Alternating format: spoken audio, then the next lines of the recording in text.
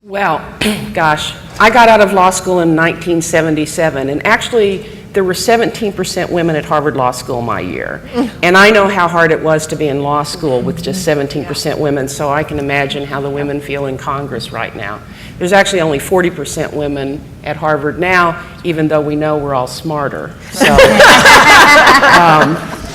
I want to talk about three key elements of leadership that I think are important to make us successful, and I think everybody has been looking at the What Makes an NBCC Leader in your book. Be sure and look at that. But I want to talk about three of what I think has made ABCF, Alamo Breast Cancer, very successful in Texas, and I think is what is going to be the secret sauce for us on 2020. The first is passion. And we all know if you're selling something, if you believe in the product, it's easy. So we have it made. We're mostly survivors, and we are passionate because of that. So what we're selling is going to be easy to sell. The second, and I really think the most important, is persistence. In the 5 years since I've been active in ABCF, we've gotten two important pieces of legislation passed in Texas. They only meet every other year, which is good because these guys should not be there very long. They always mess things up. But I got involved because I wanted to be in a stage 3 clinical trial at MD Anderson. It was just changing the order of the chemo. That's all they were doing. And Aetna would have denied all of my insurance coverage had I participated in that trial, and I was outraged. And so I called my friend Jerry Warden and said, I am outraged, we've got to do something.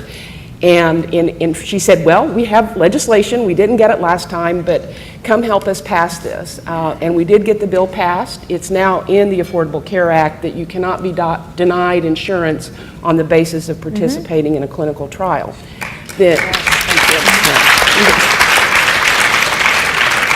2 years later, we were successful in getting a bill that eliminates discrimination on the basis of oral cancer drugs versus intravenous cancer drugs. Very important in a lot of places in Texas where it's very difficult for the women to get in for their chemotherapy. We got it for everyone but the Texas teachers, and the governor slipped that one out because it was a cost thing to him. But this year we're trying to improve the Cancer Prevention and Research Institute of Texas. It got into an awful lot of trouble.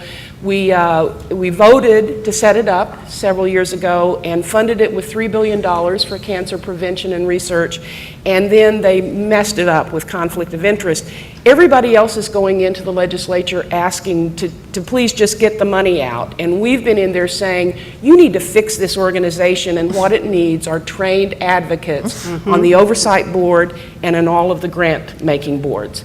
I'm not sure, well, I would like to say that my brilliant oral advocacy in the testifying on the insurance coverage and my articulate bill drafting on the CPRIT amendments are what are the story of our success, but they aren't.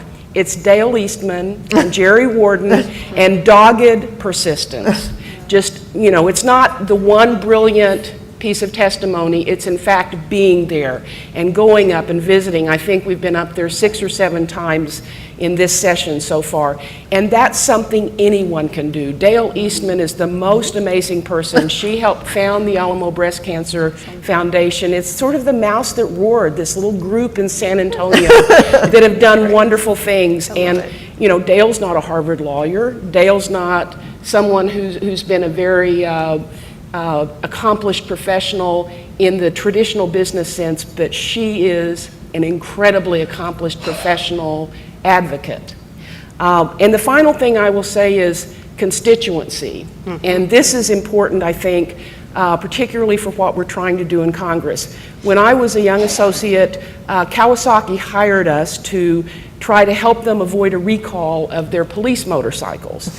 And they hired Judy Rogers-Hope, who some of you may have read her book, Pinstripes and Pearls. She was one of the first women to graduate from Harvard Law School. And she's a very high-powered lobbyist in Washington, very politically connected in the Reagan administration. And what made us successful in dealing with Congress? It wasn't Judy, although she was terrific. It was the plant manager from the Nebraska plant that made the police motorcycles. And when he came to town, the senators and the congressmen listened to us.